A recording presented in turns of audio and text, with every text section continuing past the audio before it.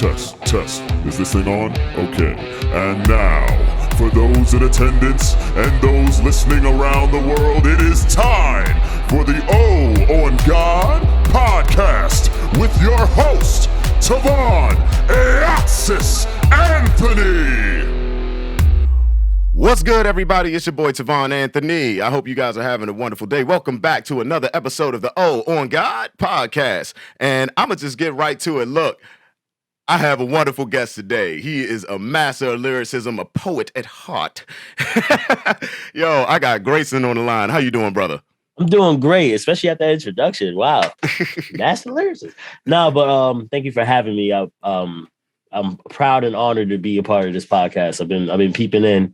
You know, you've been podcasting with a bunch of my friends. I'm like, yo, I gotta link up. So we finally got to do that. Thank you. Yeah, heck yeah, man. Like, I'm glad I could finally get you on. Glad we could finally make the time because we tried before and then somehow it just escaped. But look, man, look, life, man. We both move. We both move, and then that's just what happens, dude. But yeah, like I said, great to have you here. Glad you're doing well. I've been like, a couple of the things that made me want to like reach out was just the fact that saw you at MagFest. We both perform main stage. And then like I've been looking at like conventions and certain events to apply to all this stuff. And I'm like, I'm starting to see his name more and more. I'm like, this is what I like. This is what I like to see. Because with some people, what happens is you see him one place and then you never see him again. And it's like, you got to do like this self-promotion. Now, we had a conversation real quick about like how you got one gig, how somebody saw you, and then that's how you got on another gig. And I'm like, yeah, that's what you got to do. But the truth is, half the time, people got to learn how to open up their mouths and say, hey, I want to be on this card. I want to be on this gig. You agree? Yeah, definitely. It's like, especially because it's been now I'm officially like saying it like, oh, yeah, I've been doing this for 10 years. It's been 10 years. Dope. And then it's like, through reflection, because my birthday's tomorrow. Oh, so like, yeah, so happy pre-birthday. Thank you. Yeah, so like, I'd be thinking like, yo, like some people be like, oh man, I should have did this back in the day. Me, it's like, I laugh at myself because I'm like, yo, all I had to do was ask. all I had to do was just say, hey, how do I submit to this thing? And they're like, here. And it's like, wait. That's all I had to do. And I'm like, why did no one say that? Why did they make it mad cryptic? Like, because sometimes you get advice and it's it's so Yoda. So you think so deep. You mean like about it? Like the boilerplate rapper advice, like, oh yeah, you put in work and it's that, and then it's either that, right? And then it's the other where it's like, all right, you gotta do this. And then it's like they don't say. Or maybe it changed within time of when I got the advice, but it's like, oh, you could just ask them if you can submit and if they're looking for artists and, just don't be a dick. And it's like, oh. But, this year alone with everything that was going on, especially going off to what we was talking about because that's J1 we was talking about before. That's in the week of November 3rd to the 6th in Atlantic City. So it's like how, for me, I'm really a believer in my character. As you met me, I think I'm a pretty cool guy. Like, I don't treat anyone bad. I don't like burnt bridges. I don't, I'm straightforward. If I have a problem, I talk to them about it and be as civil as possible, unless it's some BS, but that's other shit. But like, really, especially in the last 10 years, is like the way that I've treated people and the way that I've moved kind of landed like I see the threads of like, oh, me being cool with this guy and working hard and working with him got me to work with this person, which got me to do this show, which got me to be on this tour, and then me be on this tour. But then it's like threaded, and it's like this. What Mag was kind of like the big thread to start like a new stage in the game for me, because that was like my goal, like was Mag. And then it's like, oh, I got it. So what do I do next? Okay, I got to do this. And it's kind of like, okay, well, I'm starting to see the threads already because of stuff that I did because I just wanted to rap with people that they're in the positions where it could be helpful, not even to use, but just the fact of like, hey, how do I do this? And it's like, hey, you do this and try this out. and I'll see you there. And they say they see you there, like it's like I know you're gonna get there. I know you're gonna get it because we know you. And it's like word, like that believability in me. It's like word, yeah. And basically like how I got J1 is shout out to DJ Awesome's Prime. We had a little tour. Yeah, we had a winter apocalypse tour or winter apocalypse tour, and we had like a few shows. We did one at Anime NYC last year in November. I think we were in Delaware when I met up with J1 because I knew him in passing in Discord. Then I finally met him, and then he saw me perform, and then he hit me right after. Was like, "Yo, I need you at J1."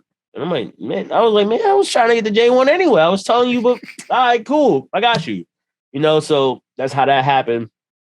Other conventions like New Jersey Gamer Con, and other stuff. I gotta be honest, like being able to say, hey, I performed at Mag Fest main stage is very helpful. It propels the heck out of you, man. Yeah, it propels you forward. That's a sensu bean as hell. Like, well, they're like, oh, really? Especially when they got the video on YouTube so accessible. It's like, oh, yo, yeah, like right here. Now, like you don't have to go searching for it yourself. You ain't got to call all your friends to get a whole bunch of cell phone clips. Like, no, this is official. This happened. Yeah. So the video is so clear. Yeah. I was like, damn, I see the wrinkles in my eyes. This is crazy.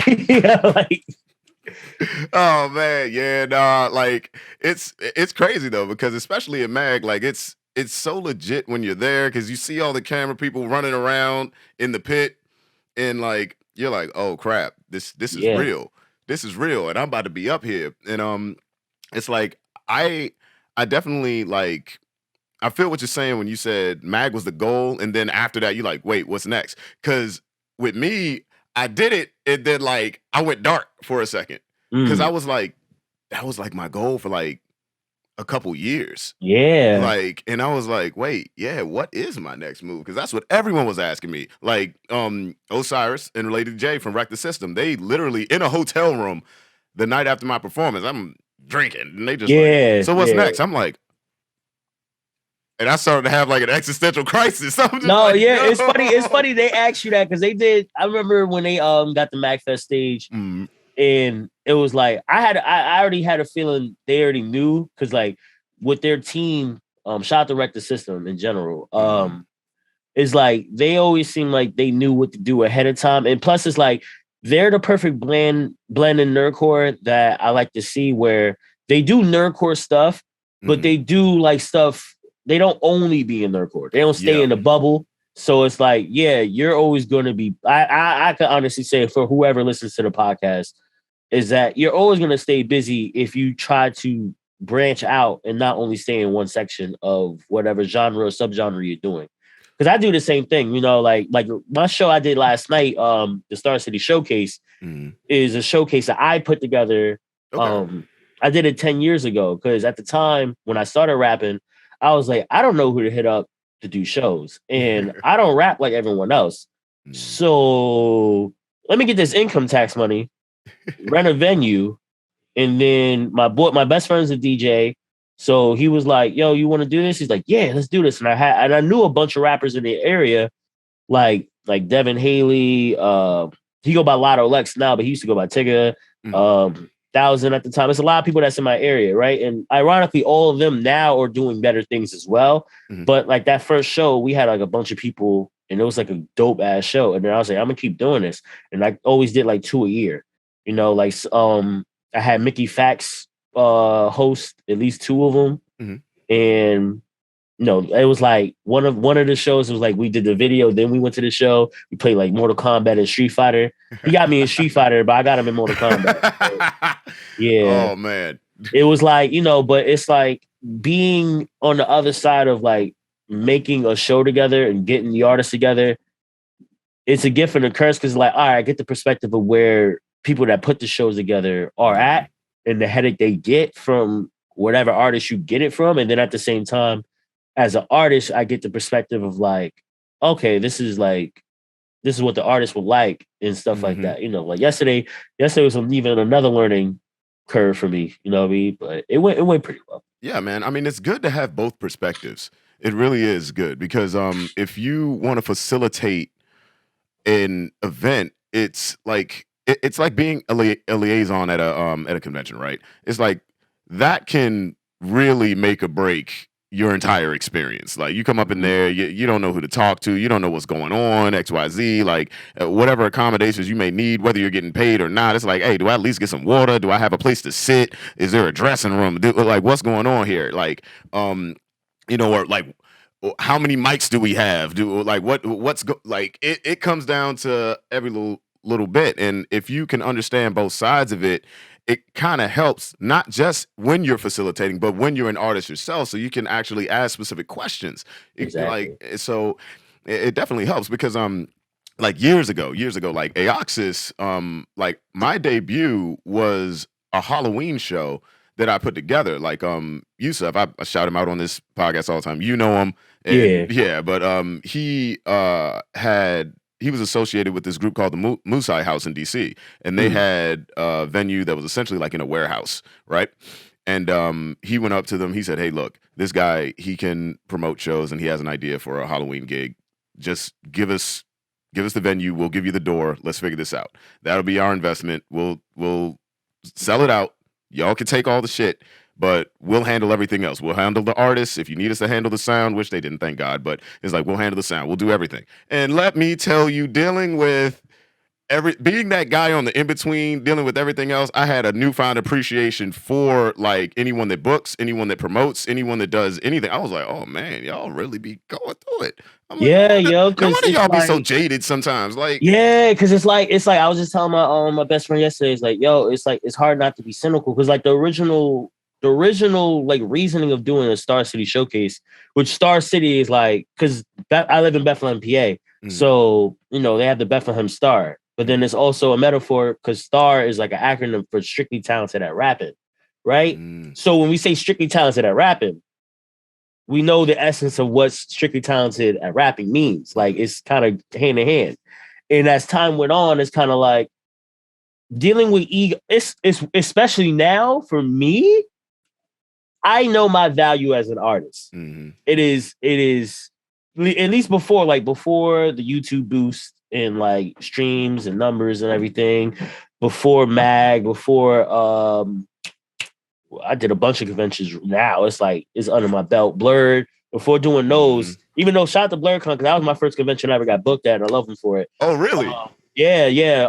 I think it was 2017. I was Maverick Gr3ys0n at the time, but NPCC had it. Yeah, I had a whole. I changed my name twice. Yeah. So like, and that's I was the thing there. too. I was there. It was.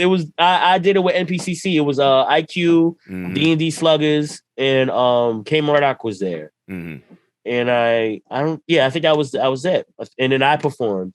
And Okumura, my peoples, they're in Otaku Gang with me, which started with Richie Branson, and then he gave it to me to like at least lead. So it's like that.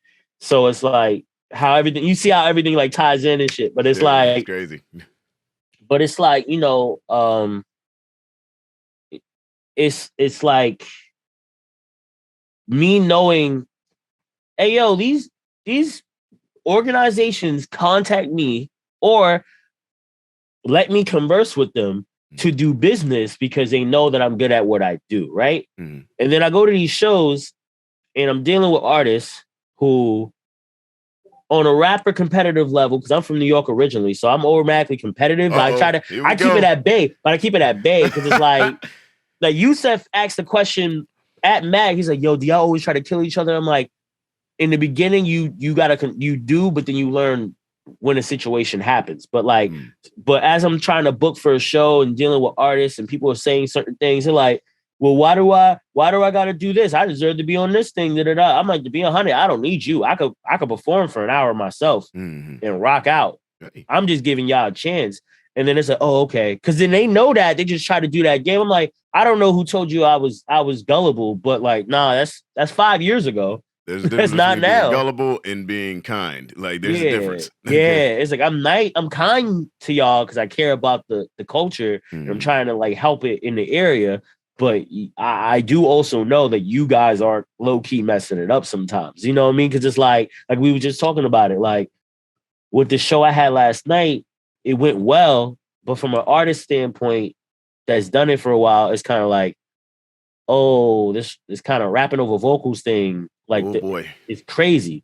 Because I'm in the middle where if someone's rapping over vocals but they know their words and I can hear them project themselves and I hear them still, I don't really have a problem because I can hear it. Yeah. Because the fans ain't gonna care. The fans are there to hear their person, and if that's what they cool with, that's what they pay for, that's what they happy with.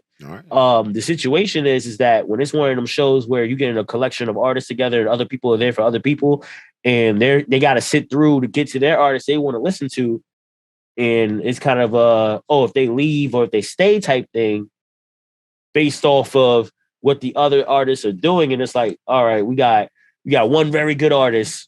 Like Miss Ill, she's from Reading, she killed it. Stevie Franks is from Jersey, he killed it. I killed it.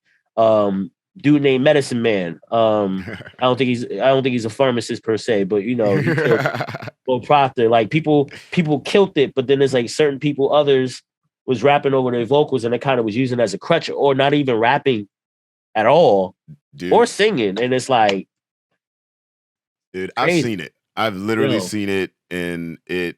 Like, all right, so in a certain setting, right? Like, for example, Gr3ys0n, I think it was this year, during like the ladies' night, with the exception of like Lady J, right? But like other cats that got on, like, let's say you got a cosplayer, but they got music, and then they do that. That's understandable to me. I know Afro was there. That's understandable. How she do? Because I never got to see her perform. I think I saw her for a couple of seconds. She did good. But I think it was somebody else who performed too.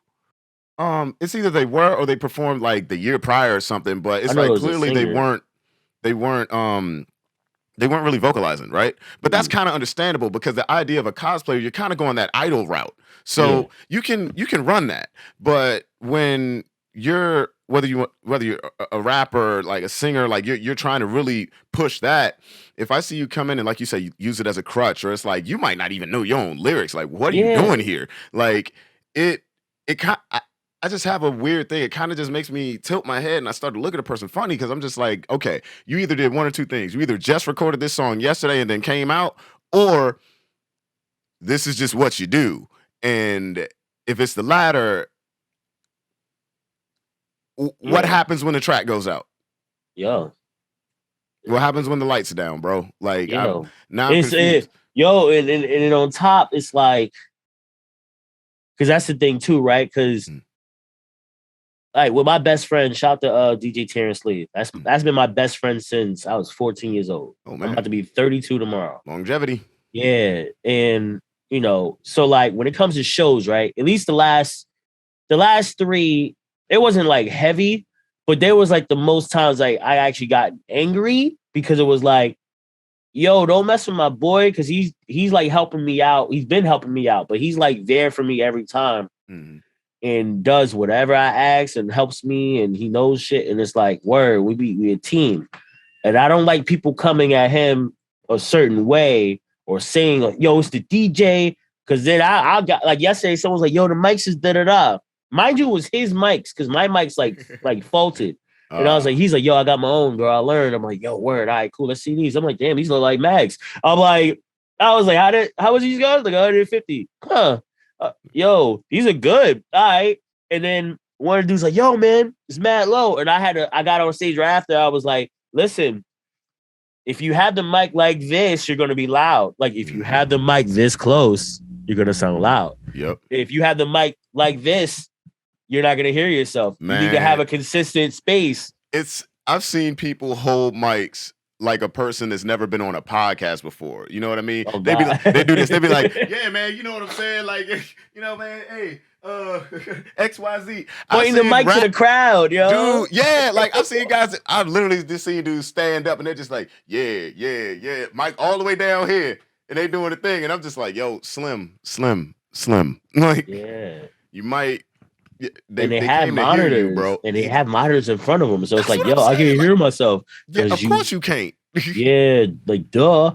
And then they go too loud and they're like, yo, the sound guy, I'm like, because you almost broke his limiter and his soundboard because you yelling mad loud. Yeah. And it's like, you don't have to yell that loud, bro. You want to damage your voice. Number one. Yeah, and let alone, why are you yelling that loud? You got the vocals behind you.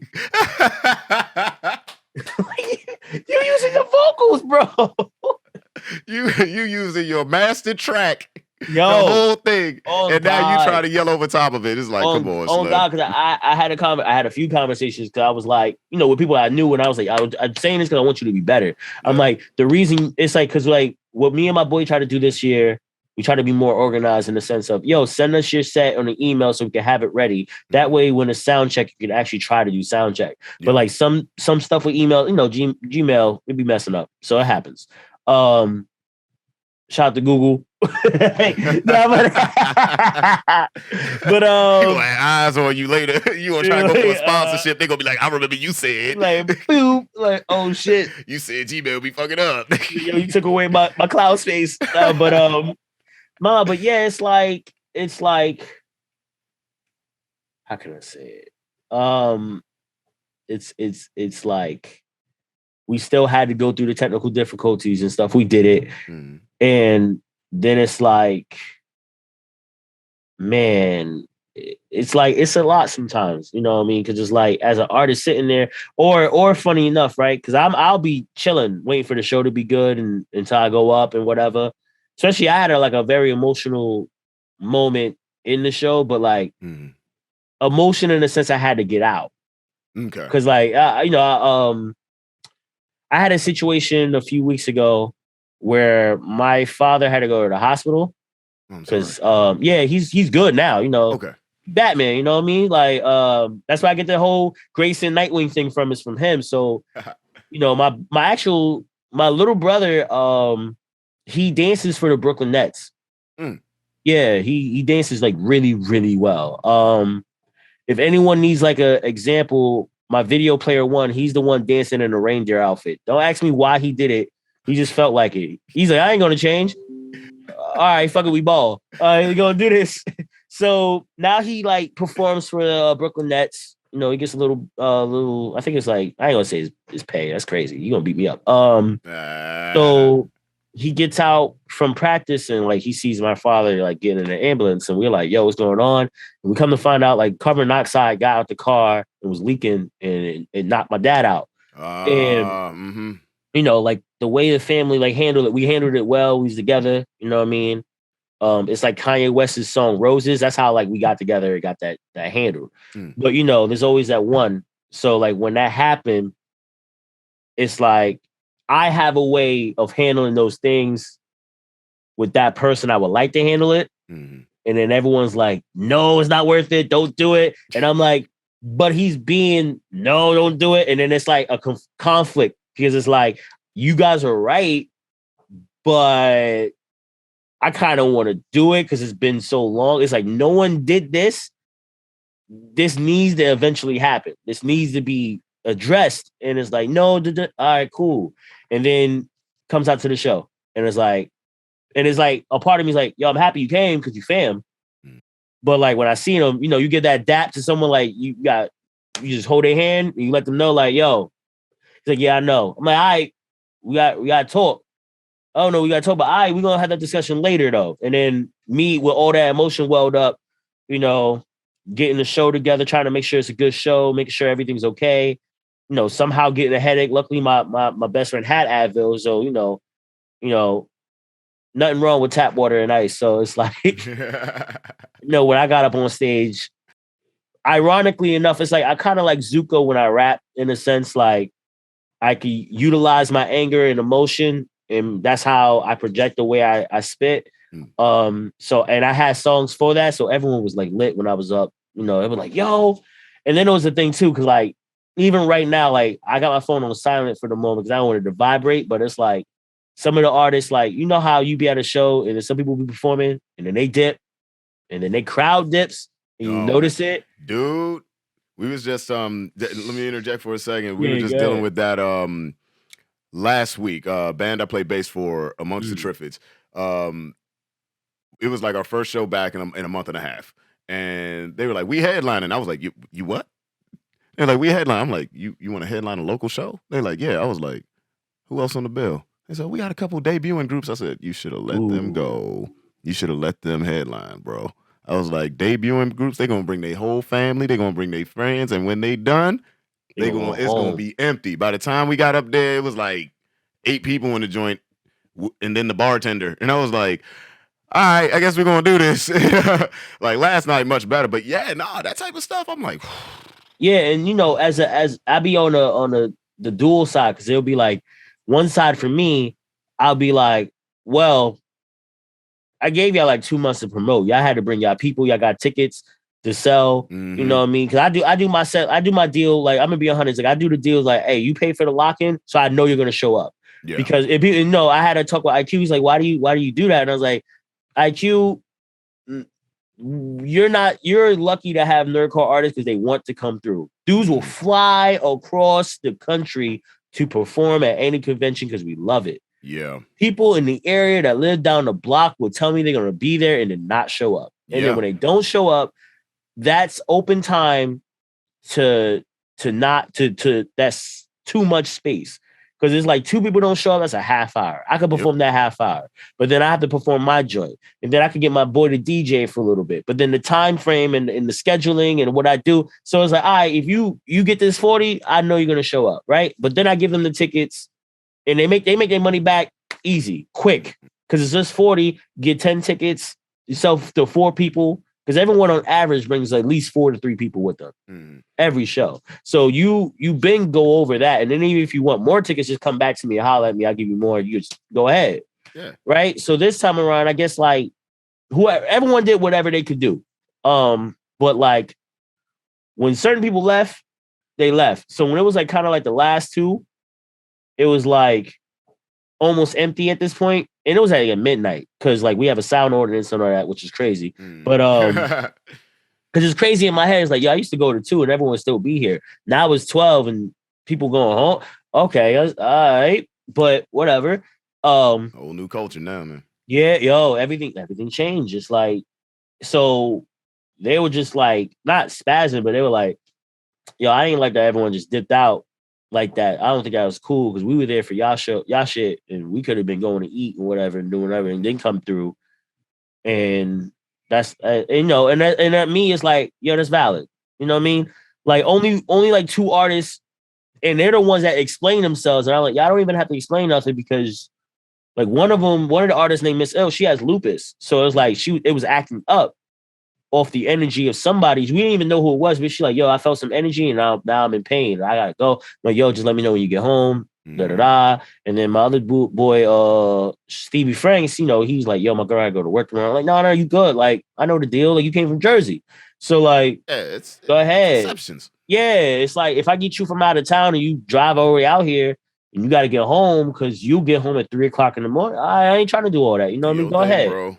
Especially for the fact that if you are a local artist or you bring people and they're driving, mob up, promote, you know what I mean? Especially if you've been in the area before. But at the same time, I've been there, but me, it's like, I'm super selfish. It's like, I performed in front of a camera with no one in the room. Literally, it's just Twitch. So it's like, it don't bother me as long as I do good. You know what I mean? Because that's going to be recorded. And when I show other people or conventions or anyone that wants to book, this is my performance. You did really well. Like there's one time, I don't know if it was bonus stage I think it was on Gaku Overdrive. I'm pretty sure. Right? I had a performance. Now my kids is watching something with wrestling upstairs, one of the pay-per-views. I'm like, I'm about to be back up in like 45 minutes. All right. My girl, like, I'm about to go downstairs because this little area is my basement. This is my lair, right? My son Gr3ys0n, one of my twins, he's like, right before, and she's like, he wants to go with you. And I look at her like, did you just hear what I just said? I gotta rap. And he's like, just take him. All right, whatever. All right. You know what I mean? Anyone that hears this, they ain't seen this show, they remember. So I had my son with me. I was holding him. It was kind of chilly down here because it's like usually chilly. Yeah. I had to cover over him. I'm holding him and we rocking. I'm like, you think I should do this song? He like, yeah. And when we rapping, he like bopping with it. Everyone's like, oh my God, it's Gr3ys0n, because everyone kind of knows like I'm one of the rappers like I'm transparent with my lifestyle and what I do, because that's the whole like antithesis of like being a gamer, not a gangster. But that's my brand, really. It's like gamer, not a gangster. I'm me. I'm whoever I want to be. I'm not trying to front for nobody. I don't need to front for nobody. I got the Dragon Ball around my like. I'm real about it. So it's like, all right, you might see my son in this stream here. You might see my son while I'm rapping. You know, when my kids get older, they're definitely more likely going to be at the shows with me, unless it's like 21 and older. Yeah. You know, they might be setting up with me. You know what I mean? It's stuff like that. Like, and by the end of the show, he fell asleep, and everyone's like, "Oh," I'm like, "Oh, I didn't know he was gonna fall asleep." I was rapping mad loud. I was mad hype, like, because I did like Shoma, I did like Hero Saga. I was rapping, I was like going, and he's like just comfortable. I'm like, yeah, he about this, you know. So it's like when it's like stuff, and that's the experience that I got. It's like when I deal with that, and then I see everyone else complaining, I'm like, yo, I've had times. I'm like, I think I remember it wasn't a bad thing. It was just like the timing was just the way it was. I did PAX South and I had Sunday. Yeah. So I got there like Saturday or Friday night, Saturday. No, I got there Friday night, and then I saw the whole Saturday.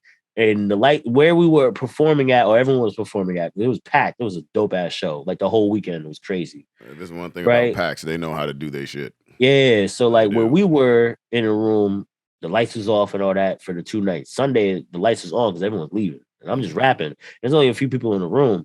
And I'm like, all right, fuck this. I'm still going ham. You know what I mean? I went ham. No, I gave my dad the Desh and IQ, said, yo, love y'all. Thank you for having me, yo. I gotta get this plane. Yo, get home safe, da-da-da. No, I flew back out.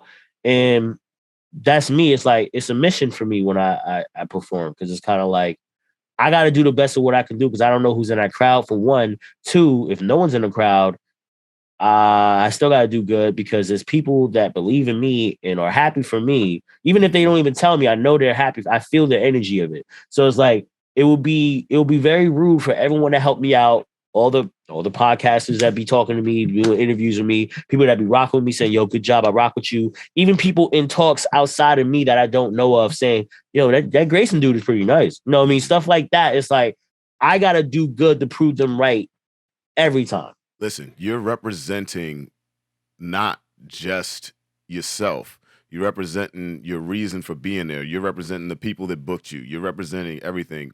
When I tell people, if they have a show, whether I book them or they're going somewhere else, I say, make sure you show up. And I'm not saying show up just like, oh, you're there physically. I'm saying make sure you show up, whether it's your persona, it's all the way you. Like you said, you performed in front of big crowds. You performed in front of small crowds. I performed in dive bars with nobody, and I'm just like, all right, whatever. And then next thing you know, like the bartender happened to book shows somewhere else, and he's like, hey, look, like that was freaking dope. It sucks nobody was here, but I got this other thing going on. You want to jump on this? It's like, if you don't bring it every time, here's the truth of the matter. Let's just say there is that big stage one day that you have. How do you know you're really going to show up? You don't, because you're not willing to give it when nobody's there. That means your heart's not in it. Exactly. It's like, even though it's kind of cliche to use any Dragon Ball Z references, but it's the best. It's the best. You know what I mean? It's like, no, I'll do better. I'll do Saint Seiya. Because technically they could scrap, and they one of the people that could beat Goku. But that's a whole different discussion. So like, you know, you see the Bronze Saints, they fighting the Gold Saints, and just by the exposition through the show that they tell you, like, Bronze Saints are the weakest ones, but they shouldn't even be able to touch a Gold Saint. Then you see them get their 7th sense. Then you see them like leveling up every single fight, going against all the Zodiacs, you know what I mean? And some of the Zodiacs gave them advice like, yo, you gotta clear your mind, bro. Hey, yo, you gotta lose your senses. Oh shit, Dragon Shiryu is literally blind. Okay. He's fighting literal death. You know what I mean? Oh, this dude fighting, you know, Libra rocking with him. I'm over here like, yeah, but you know what I mean? But it's like they go hard every single fight, no matter who they fight, because really the cannon fodder is the Silver Saints, which is hilarious. No one ever talked about it. Silver Saints be getting worked the whole series in every remake. There's only like one Silver Saint that was badass, and everyone else gets clapped. Like Everybody is like, yo, I'm a Silver Saiyan. Oh, okay. So you not making it to the next. You ain't gonna get a Rush Hour 3. It's a wrap. It's over. So like, you feel me? So like, with me, that's how I take it. Like, in me, it's like me. I know it's you, Yusef, Desh, Ran, IQ, and that's the thing too, is seeing what they do. Because I be at home and they be like, yo, man, I'm kind of out of it. I'm like, I be talking about my big bros like they legendary. Like they are legendary, but I be talking about them like their literal lore. I'm like, yo, I seen someone rap as fast as Tech 9, then blow on his instrument. That sounds crazy. And then I just didn't know the word of the instrument. That sounds crazy. Yo. All right, but I ain't gonna do it. I ain't want to say it's sax or trombone. I'd never be known. Man, those things. What do you call it? The Trumpet? Yui. Man, because Anton play one too. Like, it's a lot. So it's like I see him rapping, and then Duke. And I'm over here like sitting in the crowd. I got it made me get asthma. Like I got recreational asthma. I need a bottle of water. Seeing him do that, and then he gets a sip. Like, hey, yo, everyone doing okay? What? Are you okay? Yeah, are you good? And meanwhile, especially with Desh, because he was on main stage too. Me and him had the same room. Yo, he was there because we was there Thursday. He had to go to Texas for something else real quick. He went to Texas real quick, and it came back when he was done. So by Sunday, he came back. And it's like, yo. That boy be working. Yo. And it's like, it's just the hustle that, especially in nerdcore, because I did a tweet about it a while ago, right? Because like there's a lot of internal bickering. The more you see it, you're gonna see it more and more often. The more you talk and see things, you're gonna be like, oh, there's a fissure. There's an obvious fissure, and so it's like there's the old guard that's around, and they've been doing what they've been doing, and then there's the newer guard that's coming in and they're learning, and some know what they're doing, and some are like learning, and it's like the whole new culture of what's accepted by the fans, and then it's like. There's a lot of things with it, right? So me, I'm like, I always say like, I felt I'm the middle child because I came in between. So I rock with both guards, but I be seeing when there's certain bickerings happening, you know, I handle it the way I handle it or I don't handle it because it's like, that ain't none of my business. I got kids. You know what I mean? Sometimes I be like, I got a life. I got to handle that. Y'all go ahead and do that. Y'all adults. But, you know, sometimes when a conversation comes up, it's like, you know what I mean? I seen what the old guard does and I see what the new guard does. And I try to give the advice as much as I can to make sure that it's good. But overall, right? Everyone be like, yo, but them. And I'm over here like, yo, I got my sword ready for these rappers.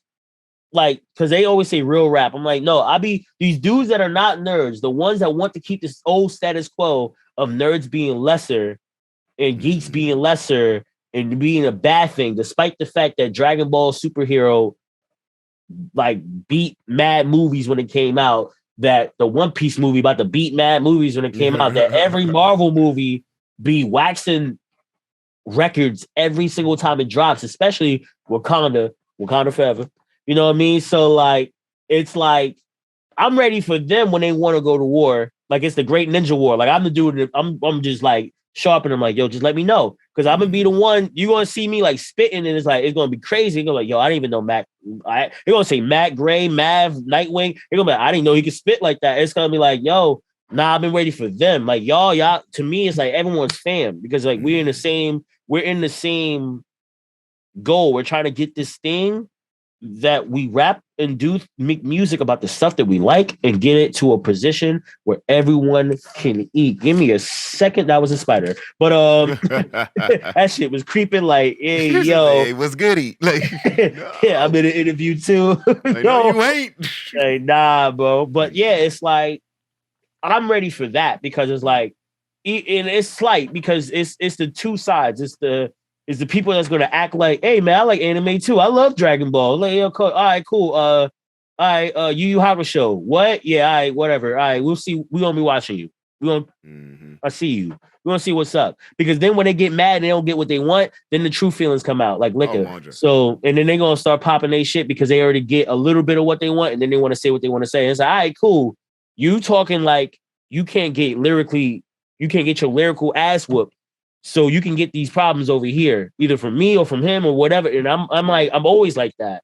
And it's like, it's because it's like there's a I'm sorry, my bad for interrupting, but it's like no, it's good. There's a bunch of like, because that's the thing with nerds, right? There's complexities, right? Mm-hmm.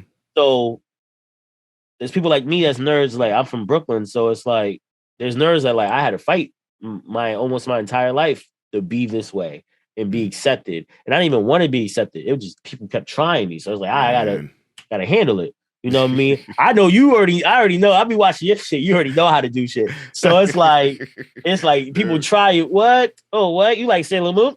Man, let me tell you something. I got to say something right here now. I remember when I got to high school, because I was in private school like half my life, right? So like a lot of the kids there, they kind of like watched anime and stuff. Like too, the ones that didn't. You didn't have too many problems. But once I got to high school, I was in the public school system out here in Maryland. I was in PG County, and I was running into a bunch of cats that like, you know, they see the people that are in the comic books and the anime and all that. They're like, oh, that's the nerd table, this, that, and the other. They say I'm reading it. They want to make fun of me and stuff. I'm like, wait a minute, ho.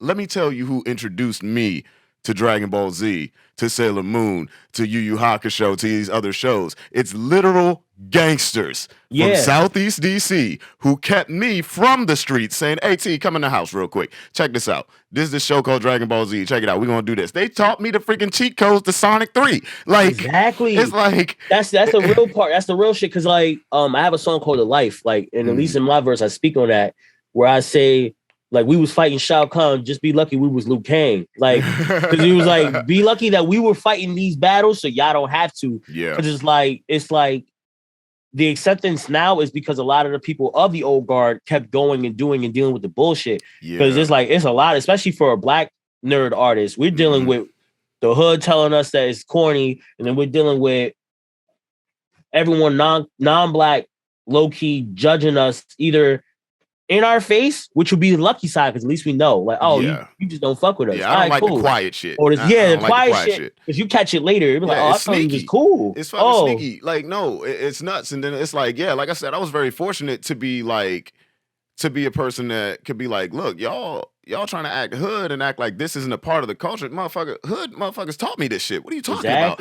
That's why I was fortunate with it. And then also in high school, I mean, I was also, you know, doing martial arts too. So like, let somebody check me. Like, all I had to do was head kick one dude.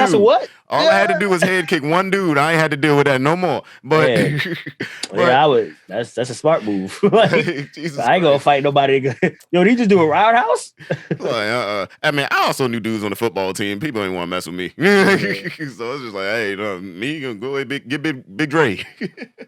What's up? I like Sailor Moon too. Yeah. Find evil, my boo. Like, hey, Slim, don't sing the song. If I ever heard that, if I heard somebody getting their tail whooped while the dude singing the song, I'll be like, hey, Slim, you can't come back around here no more. you would hear me cackling in the back, mad hard, like in the video. Just on the floor cracking up. Like in the Sailor Moon theme song? They wouldn't even be looking at the fight no more. They'd be looking at you laughing.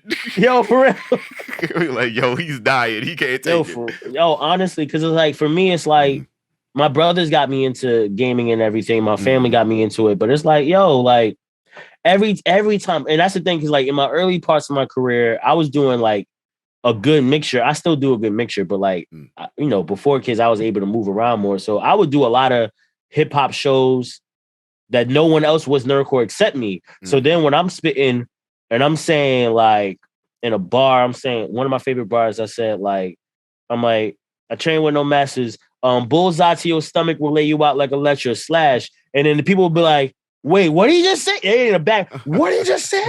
Yo, you saw that Daredevil episode? And they start talking like, yo, you know him. Like, you know it. And it's like, yo, you know it too. Like, yo, I fuck with that Naruto bar. Yo, you act like I ain't know. Yeah, I know. They be proud when they like, yeah, I know. And then like they'll like, especially at my shows, like when they know it's me and they know what I'm about, they're like, yo, did you catch that Pokemon bar?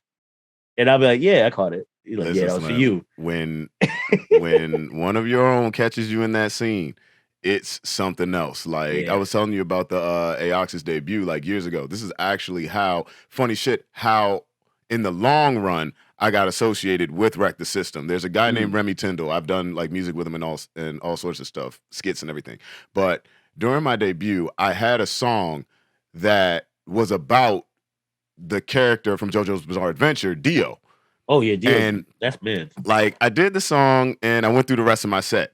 This guy Remy, he's tallest dude in the room, but he catches me after the show and he's like he's like, yo, dude, was that song about it? Because I didn't say Dio's name. I didn't say anything. I didn't even say, hey, this is about JoJo's Bizarre Adventure. He just knew.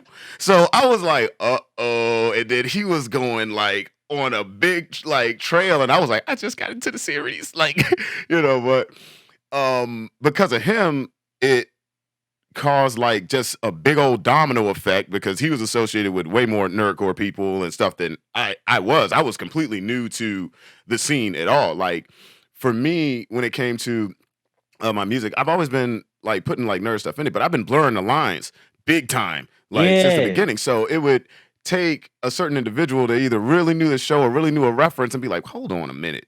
Like, what? Was you just talking about Mid-Eye Nikki? Yeah, I was. Oh, shit. Yeah. You got problems. Let me stop. Yo. When they know how deep it is, like, yo, wait. Like, that ain't it, bro. Yo. But, nah, I definitely feel that, though. Definitely feel. And then when I hear it, like, I'm live and I hear somebody say some crazy stuff, like, they make a Tekken, especially a Tekken. Easy. Tekken. Oh, my God. Someone actually, aside from kick it like Tekken, because that should be, I make my eye twitch. I'm like, like everybody kicks. Even Steve Fox kicks. Yes. Like even Steve kicks. He has a round kick. Yes. Like a round kick and a stomp. You get the stomp on the foot. Stomp on the foot. Catch him. Yo, follow up. Son, they get people get twisted. They be like, hey, yo, what the fuck? Funny shit is I remember the first time I saw that move in Tekken and they were like, yo, that's pretty slick. I was like, it's funny shit. It happens in MMA all the time. Yo. Stomp. Boop. Just knock him. He's like, yo, it's crazy. I'm so happy Tekken 8 is coming. I'm so happy. Oh, dude, you saw that promo, man? Yes. Oh, my gosh. Beautiful. It is. I'm over here sitting. I'm like, I had the Tekken song primed up already, and then they showed the trailer. I was like, oh, shit. I'm dropping it this weekend. It's fire. It's lit. It's lit. And plus, it's like it's ending the series, so it's definitely. I hope it ends the series. Because I was like, damn, I don't know if I can wait another 10 years. Yeah, like first of all, what are you fitting to do? Heihachi dead, like for real this time. No, nah. It's just Jin and Kazuya now. Yeah, that's what it ends with. It's like, yo, either Jin or Kazuya. Either Kazuya literally rules the whole entire planet, or Jin beats him up and probably going to off himself because he's like, I'm tired of Double Gene in general. Yeah, I'm stopping it. He's got self-hatred like big time. He don't want nothing to do with this. Yeah, and that's the thing about it is the anime showed it like perfectly. He's like, yo, this whole thing killed my mom. Yeah, this thing ruins lives. I have to ruin lives just to end it, but I have to end it. Yep.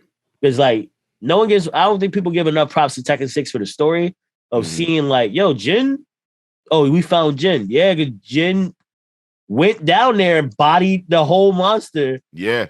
That is the antithesis of the demons. I was like, yo. Bodied as Azazel. Like, yeah.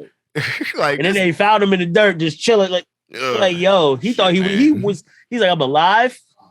He didn't even want to be there no more. Damn. Let me wait, what's happening? Granddad dead? All right, that's a bet. Oh, wait, dad's still running amok? Damn. He said, damn. Gotta handle this. Like, granddad was easier. All he had was a gun.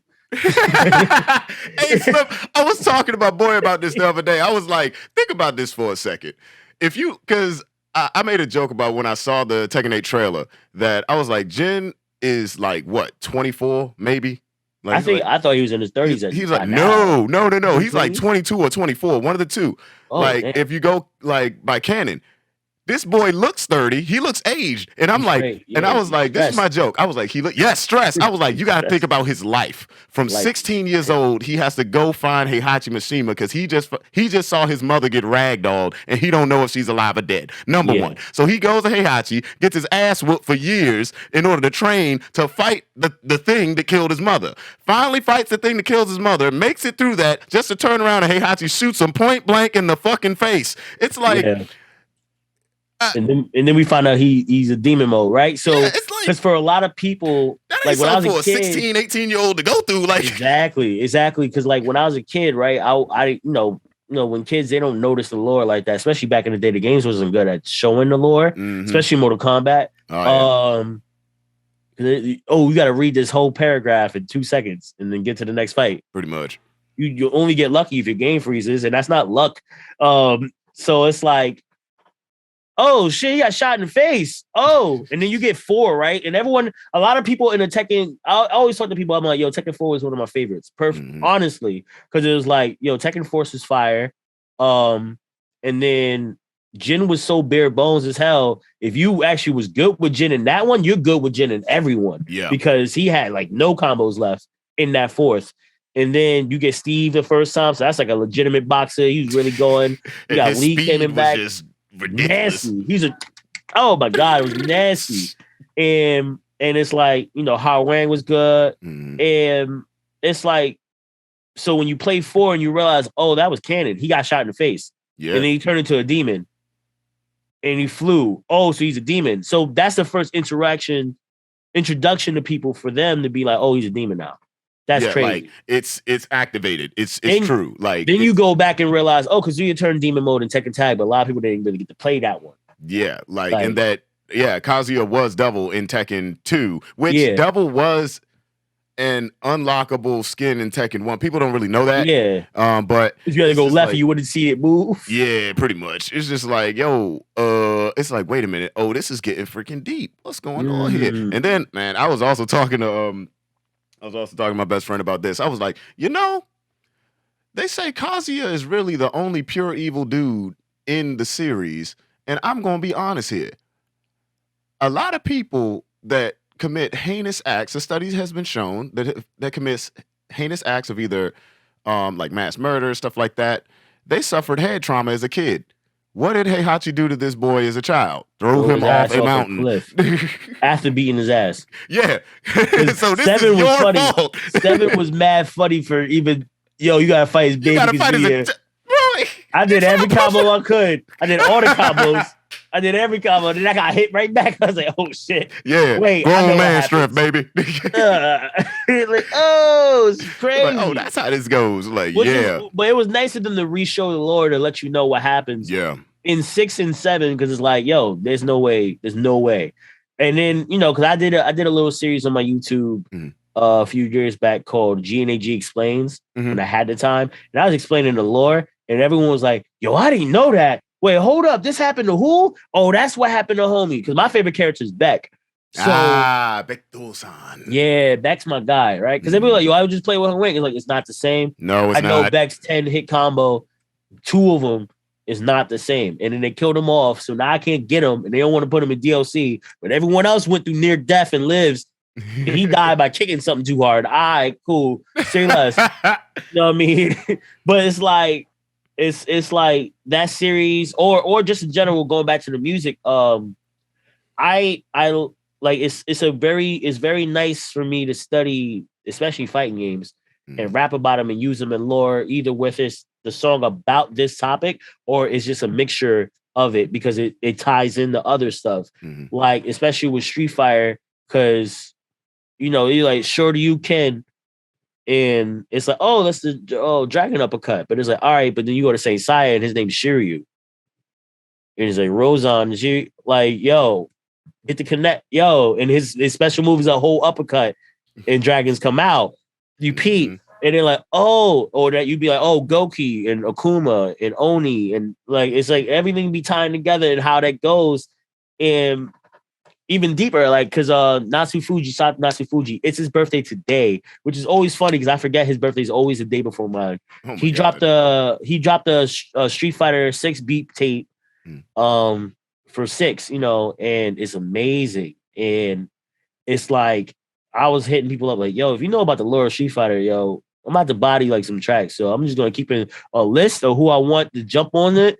Because he has some joints that's like 5 minutes. I'm like, yo, I'm about to just rap. Like whole cypher style, like old school cypher style too, because like near ending the podcast, but it's like I've had this with the YouTube side. I love the YouTube side. There's just like everything else. There's some things that can be fixed, but that's up to whoever wants to do that. Me, I'm gonna just still do me, right? So when I first started doing it with like doing ciphers and doing songs and doing it every 2 weeks, because I drop a video at least every 2 weeks. This month is every week.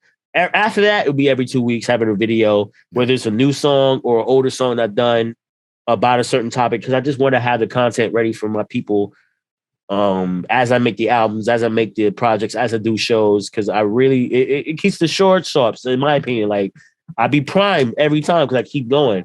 And basically, like one time I did a cipher, or the first cipher I did was called a Grimoire cipher.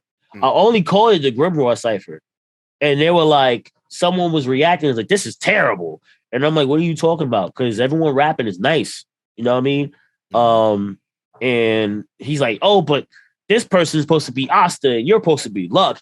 And this person's just rapping. I'm like, yeah, because it's a cipher. Do you not know what a cipher is? He's like, you're supposed to be a character. No. Who told you that? Not really anybody. Oh, so your first rap artist you heard of was Rustage. And he's like, oh, well, all right, cool. Look up other hip hop. Especially if you're, because this is the thing with me, right? Because with media, that's the thing too. A lot of people be blaming artists for shit and labels. It's like, no, you gotta look at the media sometimes, especially with nerdcore. It's really great. And that's how I'm gonna end it off really with your podcast and media that stays consistent, does the interviews, does the work, due diligence, despite the fact that a lot of it is artists doing the media as well. And the reactions, right? My biggest gripe with some media is that people would have a review, unprompted reviews. I'll say that. Because if I send something in and they do a review, I ask for it. Yeah. But doing unprompted reviews without actually having to do diligence or information or knowledge to properly explain certain things, right? Like the biggest thing attached to the career, even though it happened when I was Maverick, was this site called Unheard Nerd. The site is closed now, and I'm full petty. Ha ha. But basically, I swear I don't give a fuck. But basically, I sent them this project I did called Libra Complex. Right? And this is when I was like my early stages of rapping. So I'll be 100. I was saying the N-word a lot, but not in the sense of like I couldn't rap. It just that I used it like because that's how I talked that back in the day. You know what I mean? And when I sent it to them, you know, they're like, okay, we'll look at it. And I'm like, all right, cool. And I left it off. Then they finally hit me back. And he's like, yo, the review might not be what you think it is. All right. And as soon as I heard that, I was like, oh, they probably didn't like it. That's cool. Let me just read it. Maybe I'll get some critiques and learn some stuff from it. Right. I read it. Right. I read it. And it said, oh, there's a lot of hip hop tropes in here. We don't know if we can call it's like it has a lot of nerdy references in it, but we don't know if we call it a nerdcore album. We didn't understand in the same sentence. We didn't understand 50% of the references in there. So I'm like, you gonna question if it's a nerdcore album, but you didn't understand half the references in it, but you're gonna question it. Yeah, that doesn't sound right. That means it went over your head. So when all that happened, I was cracking up and I was like, it's hilarious. And then I like put in a nerdcore hip hop group on Facebook back then. And I was like, yo, what y'all think? And then there was a lot of turmoil. Cause it was like, cause in the interview, every time he put the N-word, he wasn't putting the N-word. He put the whole word with the ER. And I was like, yeah, he said, like, hey, Slim. he said this 5 times before the first minute. And I listened to the song and I'm like, oh, I did say that 5 times before the first minute. I'm wilding. I didn't even notice. Yeah, in retrospect, it's crazy. But he shouldn't really be typing that. So I was like, what y'all think about this? And like one person was like, oh, you just mad because they didn't give you a good review and you think you should be getting the prop. And you know, the only thing is this will always be what I remember someone saying to me. Because it's the first time and only time I had to actually like passively aggressively threaten. And he said, I won't say the person's name because he's cool now, but like at the time it was like, yo, he said, yeah, that album won't get anywhere past your mother's fridge. And I was like, yo, don't bring my mom into this, please, because she don't have nothing to do with this, yo. I'm not really fond of that. I didn't even do anything to you to be prompting that type of disrespect. Like, you don't do that. And he kept going, and I hit him on a message. I'm like, hey, so you live in Texas, bro. I don't want the first time me being in Texas is to have a conversation. And he's like, yo, and then later on, he's like, yo, I apologize. I'm like, nah, you cool, And hey, man, sometimes you got to say it, man. Oh, sometimes yeah. You got to come at them. It is yeah, what it is. It's like that. Because it's like the irony of like nerdy stuff in hip hop and what every person thinking what hip hop is and it being so diverse. For the people that know hip hop, it's like, yeah, it's supposed to be different. Yeah, you're gonna have the Thuggish Ruggish Bones, but you're gonna have the Tribe Called Questions. You're gonna have those people, but please understand that just because you have a Tribe Called Quest doesn't mean he's not angry all the time. Maybe he's just trying to have his peace, and if you fuck his peace up, he might f you up because of that. Because you want to try to act tough when you're not really that like that, and it's like that. That's always going to be something. Hopefully it ends soon, but it's like there's always going to be someone. Yo, man, I really did it. Yeah, all right. And then someone ain't gonna say nothing. It's just gonna happen. And they're like, yo, wait, what, why? What's going on? And then on top, it's like we gotta give some responsibility to the fans of it too, because some people be egging it on. Yeah. And some full-fledged adults is like, yo, you can choose to be mature at this moment. You don't have to be petty. I understand you dealt with what you dealt with, but you can handle it in a better manner. That way it doesn't continue. You're only continuing a cycle of negativity. And sometimes you have to learn how to fight, and sometimes you gotta just chill out. Sometimes it's cool to sit back and just play a game, decompress. Make a song about it. You know what I mean? That's what I do most of the time. Nah, 100%, man. Hey, look, we're rolling up on an hour here, man. Let's go ahead and try to end this off. Let's talk about, you have an album coming out tomorrow. Yes. Right? All right, man. Go ahead and let the people know about that. Let people know where to find it, everything like that. Come on. Yes. So tomorrow, October 10th, 10/10, my birthday, I drop Identity Crisis Part 4, Hero Saga. To make it for easier to everybody, it's everywhere on streaming sites, Spotify, iTunes. Someone said Gr3ys0n yesterday, so I was like, oh, I guess I gotta pronounce that because someone uses that. Gr3ys0n, title. It'll be on my Bandcamp as well, which is Gr3ys0n.bandcamp.com. Gr3ys0n, Gr3ys0n. It's 7 tracks.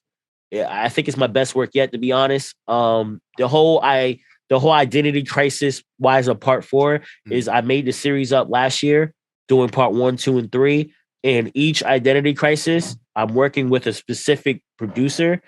Because most albums before that, I would do a multitude of beats, whoever made it, and then just go with that. But this time I wanted to go with a certain producer to match the feeling that I was in as Identity Crisis. Because like I said before, I was Maverick the Ronin, then I changed it to Nightwing, and I spelled it crazy, and then I finally changed it to Gr3ys0n, right? So the thing a lot of people don't know of, unless they know me before rap, was that my original, I was freestyling was M80. So I started that project M80 with Rozzy K, and we did that project. And then I went to Maverick, and I did it with Natsu Fuji. We did that one.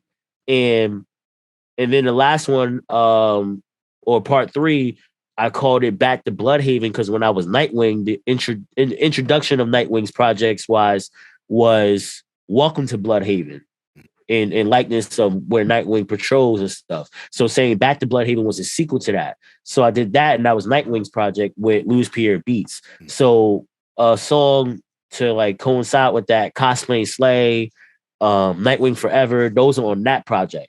Okay. And those are all produced by Louis Pierre Beats. So then today, this one that's coming out tomorrow is all produced by Gage or Gage Beats. And he's the first producer that ever gave me a beat, literally, at least online wise. And throughout all my years of doing music and stuff, we've always made projects together and did things. So in that aspect, that's what we did. We did 7 tracks, and I think it's my best project yet, to be honest. And I sent you a link, so when you hear it, let me know what you feel. Oh no, I started listening to it immediately, man. Yeah. Can I name my favorite track already? Go ahead. All right. It has to be in between Out of My Way and hold on, let me look. And The Road. Like, Yeah. specifically out of my way because you said a certain line. Now I'm gonna go back, listen again, and start, really like crunching in on certain things. But you specifically said a line in reference to like people that said you've changed. You said, "Who levels up just to stay the same?" And I'm like, hell the fuck yeah! Like, yeah. It's oxymoronic. It's oxymoronic to progress in life and expect to be the exact same person. I'm not saying you're gonna grow and then become a bad person. That's not what I'm saying. But you're gonna be different. You're gonna evolve. Exactly. There's gonna be lessons learned, and that's what makes a different person. It doesn't have to be something negative. You know what I mean? So, yeah, man. Like, I'm really happy you caught that line because like I've dealt with that at least the last 5 years because it's like, when you start rapping, you're learning how to do things, and then you actually get in the acclaim and you're working with people, and you try to help people or you're working with others and you surpass them, and you see how you have to deal with egos every single day, especially in a rap world. Because I'm better than you. Oh, I could do the same. Okay. Really, me being told they're better than me is never something that I get mad at because I don't get that a lot anymore, or I didn't get that a lot. Period. What I was getting was like, oh, I do the same as you. I'm like, you didn't drop anything in 2 years. I drop every 2 weeks. What are you talking about? Oh man. Or who are you talking to? But yeah, so I think I gotta do. I got another interview. But yo, thank you for having me. I appreciate you. We definitely gonna link up, especially you going to MAG this year? Oh, I will be. Hell yeah. Well, we gonna link and we actually gonna be able to we can actually hang and do we gonna do everything. We gonna get it up, man. But look, listen, man, I wish you nothing but health, safety, peace, love, and blessings, man. You keep doing your thing. You're an inspiration to me and other people. And dude, just thanks again. Hey, thank you for having me. Have a wonderful day, brother. All right. Love you soon. All right, fam. Thanks once again for tuning in to another episode of the O on God podcast. Big shout out to Gr3ys0n. Make sure you follow him on social media and check out his newest album, Identity Crisis Part 4, Hero Saga. Till next time, I'm Tovaun Anthony, and I wish you health, safety, peace, love, and blessings.